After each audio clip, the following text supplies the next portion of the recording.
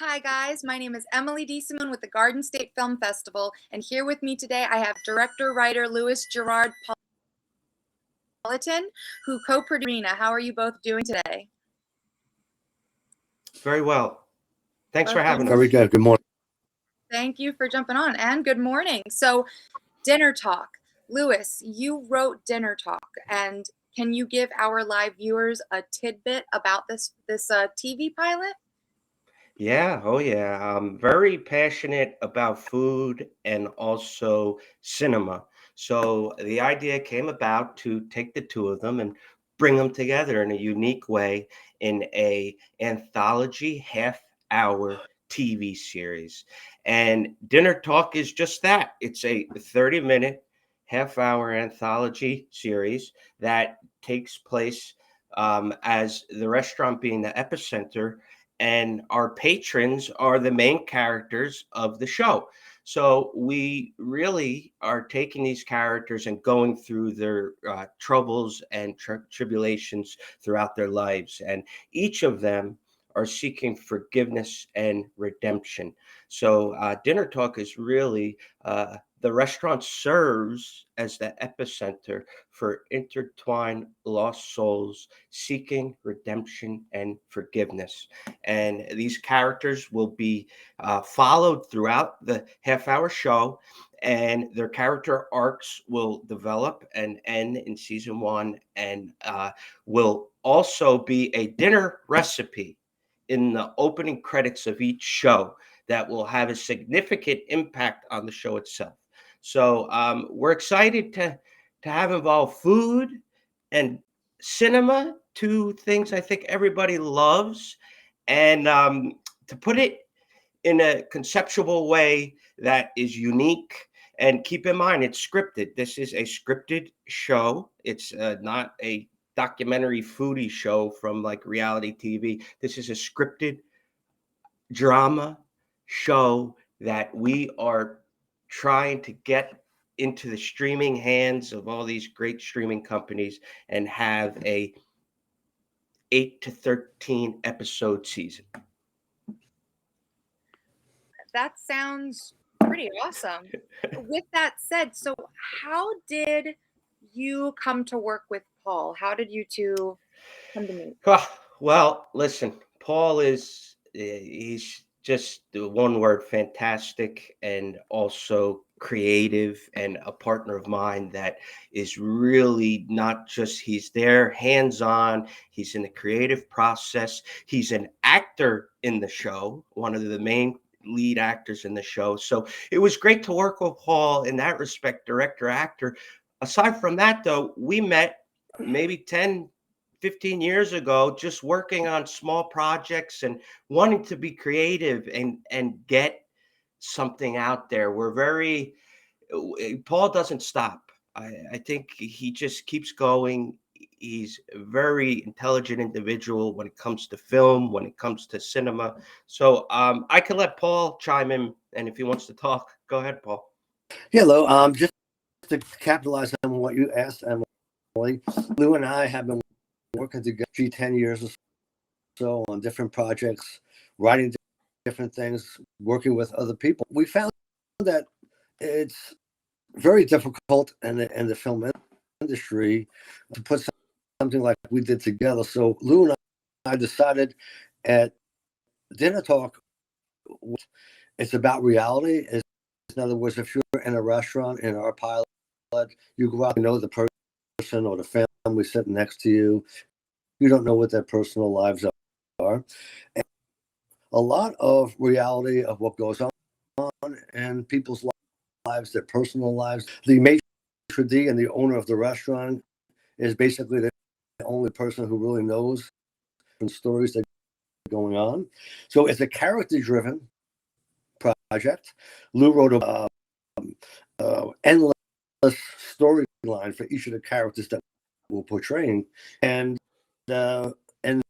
that's the most important thing. We have so many storylines that pilot that we can do 7 episodes, 13 episodes, and anthology we can take this into a different restaurant, a different recipe, desire. Can I But chime in? Can I chime in real quick, Paul? sure, And go ahead. what's fascinating about the restaurant is the personalities and characters that are in there. They're so unique and they're so different, and it's just such a nice setting to have to and listen, it may have been done before, but the thing is the way we're doing it is unique, and to have these characters and follow their struggles, and they'll come through those doors. You never know who's coming through a restaurant door or what they just went through. That's what fascinated me, and I've been in the restaurant business quite a while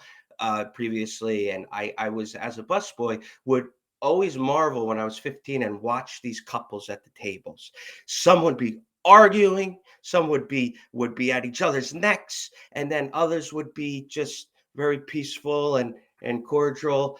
And that's what really started this heartbeat of like, wow, how fascinating is it that all these different characters come into one place, and they're all there at the same time, but really no one has a darn idea about anybody else. So to go ahead and go into those stories and just really start to get a deep dive into their lives, that's a fascination I have.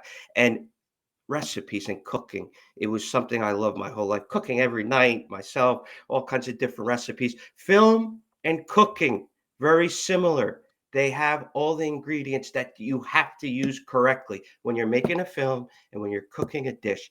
Everyone knows that when you use too much salt, you ruin the dish. Well, film, you have to have everything done correctly and everything done on point, or otherwise there really is no reason to be on set. Um, so that's my spiel. Well, I would love to get to know a bit about, both of your backgrounds in this. So, um, Paul, I guess to get you started, what is your background in producing? Is this your first time producing? In the entertainment business for about 35, 40 years. I'm a musician. My first introduction to film was in Las Vegas when my group was asked to use Vegas. And it was the first time I was ever on a set. And I was very intrigued. I kind of followed both of those paths. And in our pilot, I wrote I Need Your Love, which we made as the theme song with a great singer from the area. We had won the music award last year, and At the Garden 2022 at the State Garden. Film Festival, yeah. And that was before we were completed with our pilot. So my background ranging producing, productions, and we wanted mutual music abilities and film abilities into our project. So this is a project that Lou and I, this project, we handpicked the characters, we handpicked the actual pilot. So we had the freedom to do everything we wanted to do, we would like to do it, and then going into post-production and to polish off our finished product in a manner that would be compatible, to the HBOs and the networks get. So we have that ability to merge music, film, characters on our cast, and hopefully become very successful in this industry. And Lewis, would you like to share, your background in directing and writing? I mean, I can't imagine. Is this your first? I have been, as a kid, what I used to do, and I always bring this up, is I always used to love to read the books that were turned into film, and I'd always read the books, and I'd have my own visual idea of what this film should be, and then I would compare it. I'd match it up against when I went to the theater and I in the cinema and watched it, and it was just a great learning experience of envisioning, visualizing imagery and from the page. So that helped my writing. So I wound up going to University of Miami, studying screenwriting and film.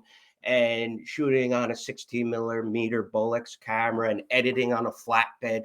Now, when you're on a flatbed and you have film in your hand that you wait 2.5 weeks for, and you're cutting and splicing and chalking and reattaching, that is the fundamentals and foundation of film, which I was very, very fortunate enough to have in my brain.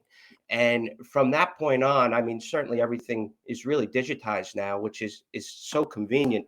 But to have that foundation of film and the cutting and splicing is just, I'm just leading up to what your question is. So yeah, I've been writing really for at least 20 years. Um, Novel. Just treatments, and then dinner talk has had a life, a heartbeat for over 10 years, 15 years, and it's just timing and the right um people that you're working with. And I tell Paul all the time, we just have, fortunately, a very good working relationship. And to be on set and to be able to work with people and enjoy yourself, for me, is very important. As far as other projects, yeah, I've been writing, and dinner talk has always been my main focus, though. And I'm actually very excited to see where this goes, and I know it's going to do well. And yeah, that's it, Emily. So, with this said, it sounds like the two of you really do have pretty extensive backgrounds in this industry. We do have high schoolers and college students that have submitted to the film festival and, are watching these interviews and will be watching these other films. And I would love to know if you could give any advice to some of our live viewers that are filmmakers, are writers, are producers that could really, gain from some of the experience that you have.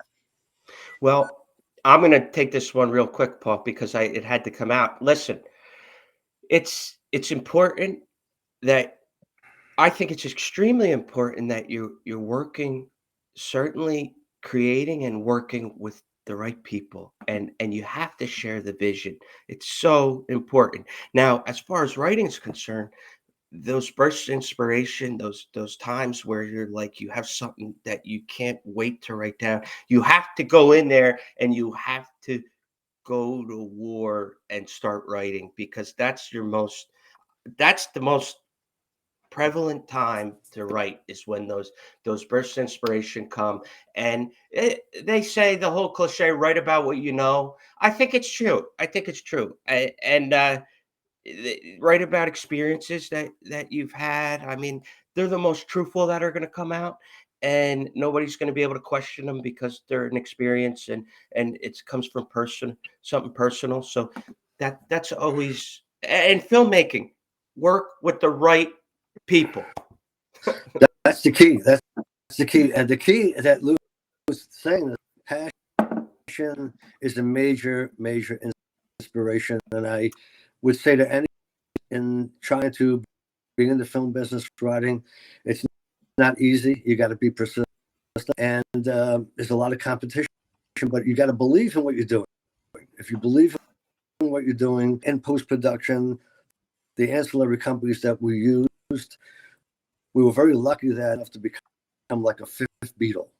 And if people work with you and they have the same passion or pick up your project, it will only enhance that project to be better. So collaboration that have the same outlook on where they want to get to and work together as a group aspect.